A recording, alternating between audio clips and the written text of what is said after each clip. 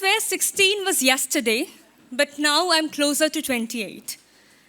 Taylor Bickett says, well, everyone feels like this at 23. It's just a quarter-life crisis. Well, as much sweet it sounds in a song, it does not sound sweet in real life. So how do we ensure that we ratchet up the current best us and let our life have a proper direction? With this, we have something very interesting for you. Not a life hack, but a masterclass on how to unleash our leadership potential by Professor Hitendra Wadhwa. With a mission to uncover the secrets of success in both life and leadership, he combines the brilliance of an MIT-educated mathematician with the wisdom of ancient mystic traditions. As the author of the captivating book, Inner Mastery, Outer Impact, How Your 5 Core Energies Hold the Key to Success, Mr. Wadhwa has distilled his profound principles for unleashing our true potential. As a professor at Columbia Business School and the dynamic founder of the Mentora Institute, he has coached Fortune 100 executives and inspired thousands of professionals from diverse backgrounds. His course on personal leadership and success at Columbia has consistently been a game changer, earning him many teaching awards. Professor Wadhwa's teachings have been hailed by the BBC World Service as a roadmap to becoming master for ourselves before conquering the universe. Through his captivating podcast, Intersections, he brings together thought leaders to break boundaries and become self-confident. So, dear audience, get ready for a masterclass as Professor Hitendra Wadhwa shares his transformative insights on unleashing our leadership potential. Let's give him a huge round of applause. I hope it's been a rewarding day for you so far. I'm going to start with just a framing of where we are in life today. I'm sure all of you are in some ways familiar with how much there is turmoil, shifts, ferment, conflict, uncertainty, change going on in the world. Are we with that? Whether it's the environment, whether it's the future of business, geopolitical tensions, social tensions, mental health issues that we are seeing in the world, digital disruption. I mean, there's just a whole host of things going on. So, look, when we study history, what do you study? Right? There are certain chapters, like India's independence movement, the Second World War, the Enlightenment in the West, right? Renaissance as a period, the Great Depression, as they say in America, right? And then the rest of the history is like a blur. You got a chapter on this, you got a chapter on this, and a chapter on this, and except for that, there's basically, the rest of the history is kind of forgotten. Like 300, 400, 500 years from now, do you think when people are going to be studying history, is our period today going to be like a blur, or is it going to be one of those chapters? My sense is it's going to be one of those chapters. Because there's something that is happening right now that is dismantling of the old order and a rebuilding of some kind of new something. And I don't know what it is yet. I don't know what the future of government looks like, the future of business looks like, the future of medicine looks like. But I know it's going to likely be a little bit different from what it is today. Does that make sense? What will this chapter be called? What will the chapter be called? Like the Great Depression, India's independence movement, Renaissance, Enlightenment. What will this chapter be called? I don't know, huh? Road to trans? Okay, so that's your vision, yeah? That's your vision of what you want the future to be? Perhaps, yeah. And the thesis I want to offer to you is that it will be called what we collectively move our humanity forward to whatever it turns out to be. And then history will judge us for that. And history will say, oh wow, or oh no, what were you guys thinking? The cumulative choices that you make and I make and we make over the course of the next several years is going to shape the future of humanity. And to that extent, I would offer each of us today is a change maker. You may like it, you may not like it. There are periods in human history which are stable. And it makes sense in some of those conditions to actually keep things stable because it's a beautiful life. It's a beautiful community. It's a beautiful nation. It's a beautiful world. Why not just keep preserving that? Today is not one of those days. Today, there is enough ferment out there and challenge out there and change in the air, even if you don't want it, even if you're comfortable with your own life, you have to recognize that change is happening. And so therefore, what opportunities are there in this change? Which way are we going to shape it? And can we all then therefore become change makers? Now, if you're going to be a change maker, we have to in some ways be stewards. Stewards of our community, stewards of our institutions, stewards of our profession, stewards of our families, stewards of a nation, ultimately stewards of the world. By steward, I mean somebody who takes ownership, somebody who takes responsibility, somebody who has a deep sense of caring about what is it that we are trying to do, somebody who has a certain selfless engagement with the larger rather than just the comforts of their own life. Now, to do that, in some ways, we are being called to lead. We are being called to lead. And that's why it becomes really critical to me today, for you and me, for all of us, regardless of what profession you go in, what your role and your title says, etc., for all of us, in some ways, to be open to the idea of leading, right? And I'm going to define that term for you. I have been a mathematician in the past. I like to make things very precise. So I'm going to define terms for us. But for the moment, just kind of think about this theme of leadership. And so I've had a passion over the last about 15 years, after having a career in management consulting and doing a startup, to really study human potential and study this craft of leadership, partly through exploring the great lives, of luminous kind of people like Mahatma Gandhi and Abraham Lincoln. And in the US, we have this woman who's called the First Lady of the World for a while, Eleanor Roosevelt and a Mother Teresa and a Nelson Mandela and a Steve Jobs and a Warren Buffett, who happens to be one of our alums at Columbia Business School. What have these people done over the course of their lives to make them kind of have a pretty positive and meaningful impact? I've also been studying some of the latest science on this topic, from psychology and neuroscience and psychotherapy and other disciplines, and also micro moments. And this is something I'm going to encourage us. Micro moments, which are when you actually look at somebody's leadership under a very microscopic lens, in a frame by frame way, to say, this is a situation, this is what the person was challenged by, how did they respond? Literally, every minute or 2 minutes or 5 minutes, how did they respond? I'll give you an example of that. There was a research scientist. She was struggling with her boss, who was a director of a research lab, very prominent scientist. And there's one point she goes over to him and says, Dr. So-and-so, did you read that research paper? I left it on your desk because we have to send it out for publication. This is a true story. And he's not in one of his good mood days. So he says, oh, that paper was so terrible, I threw it in the trash bin. And then she's looking at him saying, Dr. So-and-so, you're so right. The writing in the paper, it's not at your level. And in fact, that's something I really admire about you, is your writing. I mean, I was very drawn to wanting to work in these labs, in part because of the quality of the science, but also because of the writing, of how you write.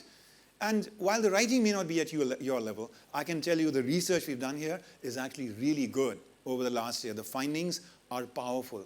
And Dr. So-and-so, you want it, isn't it? That the research of these labs goes into the scientific community in an accelerated way? You want that, don't you? So what if I just bring the paper back to you, and my writing may not be at your level today? There's no reason it can't get better. So could you advise me on my writing and make it better so we can send this paper out?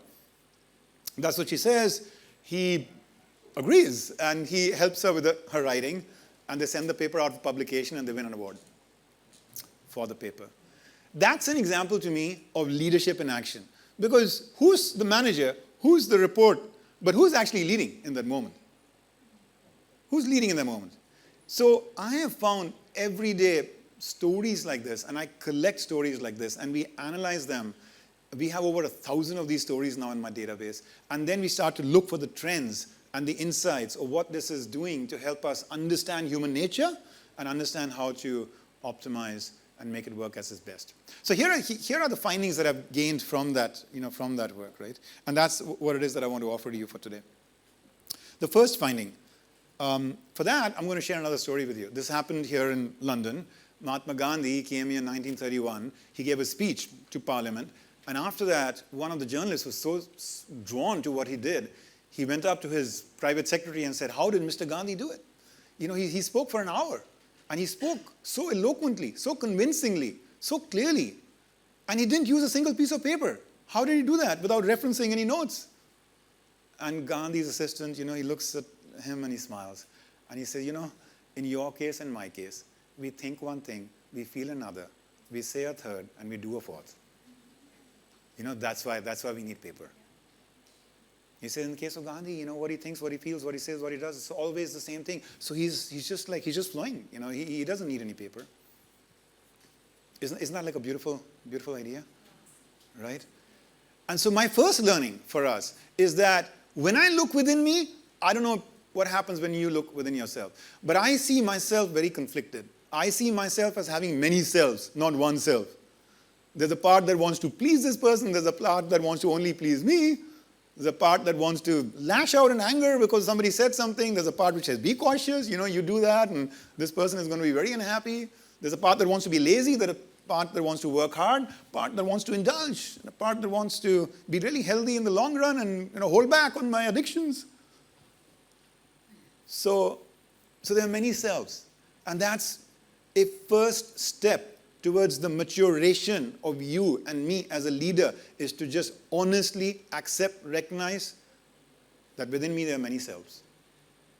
Because here's the thing. There was this Australian hospice care worker. She takes care of people when they're close to their dying, to their death, right? She takes care of the dying. And she got into a habit of asking these people, what is the biggest regret you have? You're kind of living out your life now. You're in your twilight years. What's the biggest regret you have about your life? And you know what the biggest regret was?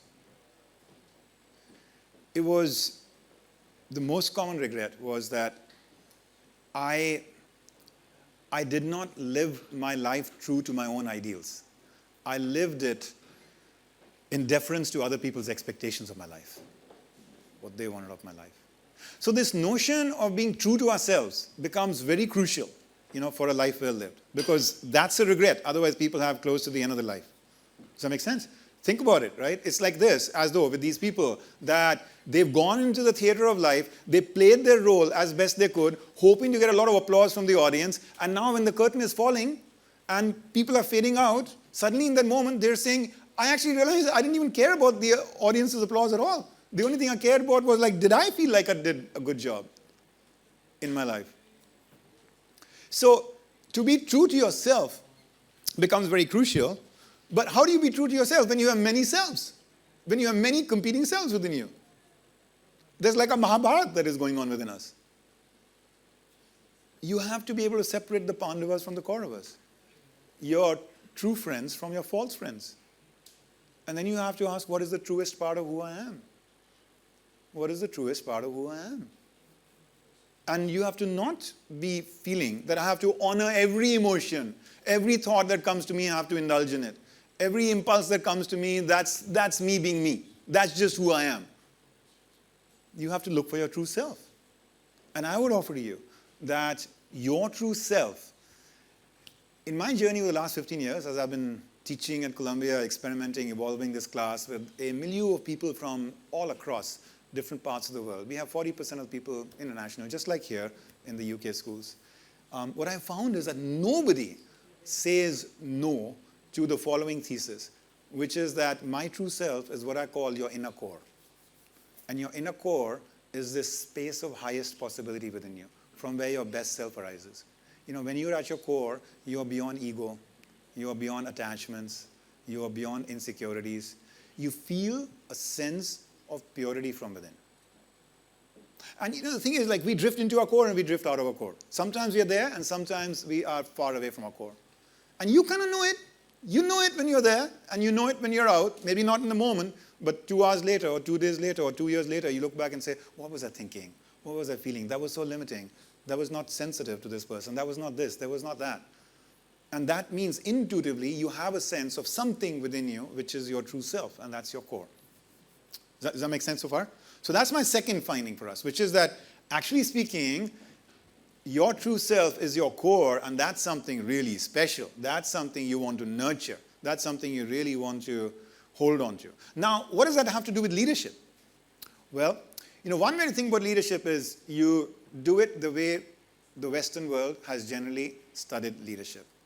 And I've just come back from a conference at Oxford University on character and leadership. And it's, generally speaking, that same theme, which has emerged from the 20th century, which is that leadership is a certain collection of certain qualities or traits. You have to be visionary. You have to be, kind of like very connected with people. You have to be very this, you have to be very that. But for every one of those, when you are having to approach leadership that way, I would offer to you that you could also take the opposite of those. And you can approach leadership that way too. In some situations, that will be the right thing to do. For example, to be very visionary is a good thing for a leader. To be very pragmatic is also a very good thing for a leader. To be very agreeable is a good thing for a leader. To be very decisive and, sometimes very adamant is also a very good thing, depending on the moment. What people are doing, what you're doing, what's at stake. Does that make sense? To be very connected makes a lot of sense, but to be disconnected, go on a retreat, step back, see the larger system and the view is also very important for a leader. So the only conclusion I can come to from studying these leaders' lives is that you have to be everything and the complete opposite. Because it depends on the situation. If any of us has been a parent, and if you had like a few kids, you know that that's the way it is. Sometimes you have to be this, sometimes you have to be that. If you're like very fixed with a certain approach towards even parenting, you realize how limiting that is. So if a leader to be successful has to be everything in the complete opposite, what is the formula for success? What is one thing I can impart to you and offer to you about leadership? And I would offer to you that this Western model of trying to study and look for the magic formula for how to succeed at leadership by figuring out some qualities and trying to get people to master them could be replaced by another formula which comes from the East, which comes from this idea that leadership is about activating your inner core, operating from your inner core, letting it shine through in everything you do, and seeing the inner core in the people around you. Seeing the capacities in the people around you. Yeah, she already messaged me that. Yeah. Thank you. Seeing the capacities in the people around you.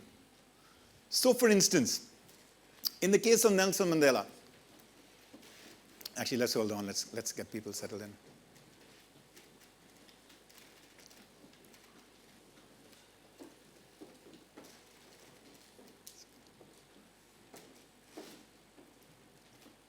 Yeah, welcome. So in the case of Nelson Mandela, he was having a real struggle getting to transition the country from apartheid to a peaceful, democratic South Africa. And for him, it was conciliation, the capacity for people to forgive, forget, and move on. And that is the quality that he wanted to manifest. He saw it in people, and somehow he was able to manifest it in people in a way that South Africa did not, at that point in time, go through a tremendously bloody revolution. In the case of Gandhi, he was able to see calmness in people and himself. And he was able to make incredible calmness coming out from people. Steve Jobs, he was able to see creativity in people. And people reported that they were their most creative when they were with him. In the case of Winston Churchill, right here, during the Second World War, we may not like him in terms of his positions on India, but frankly, during the Second World War, he did some pretty amazing things, to protect the Western world from the threat of Nazism. And during that time, there was a report by one of his assistants that nobody walked away from Winston Churchill in that moment without feeling a little bit more courageous, without feeling a little bit more braver. Do you see what I'm saying? That great leadership could be considered as just one thing, which is that people have tremendous untapped capacities in them, their soul potential, as Gandhiji would say. Satyagraha, right? How do you get soul force out of people? So they have tremendous capacities in them.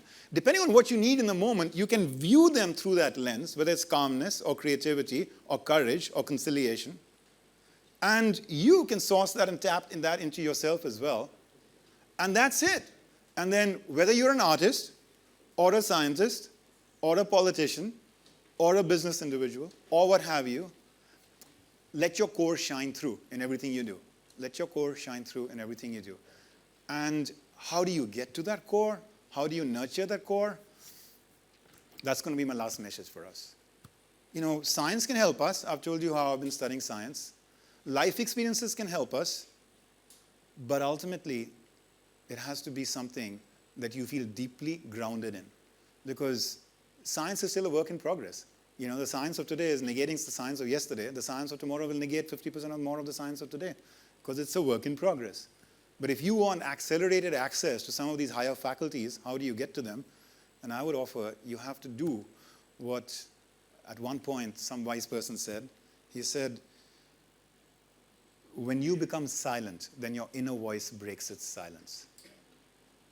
And your inner voice can be your highest and best guide. When you are in harmony with your inner voice, when that moment comes that Bronnie Ware was talking about, when somebody like her is holding your hand and asking you about whether you have any regrets, you might say, no, I know I didn't necessarily see everything manifest in the world in exactly the way I would want to, but that's because somebody else is dealing the deck of cards, there. But I feel very much in harmony. I feel in harmony with myself. I feel in harmony with my life. I feel in harmony with everything that has happened around me. And in this moment, as the curtains are falling, you will feel like you are applauding yourself. But also, I would offer, you increase the likelihood, just like with the Mandelas and the Gandhis and the Steve Jobs, that the world will be applauding you as well. Because that should be, to me, the recipe of life well lived and of leadership from a very adaptive new lens, but one which is not just timely for us, but timeless as well. Lead from your inner core. Okay. I wish you all the best in your journey towards the discovery and uncovering of your core. Thank you.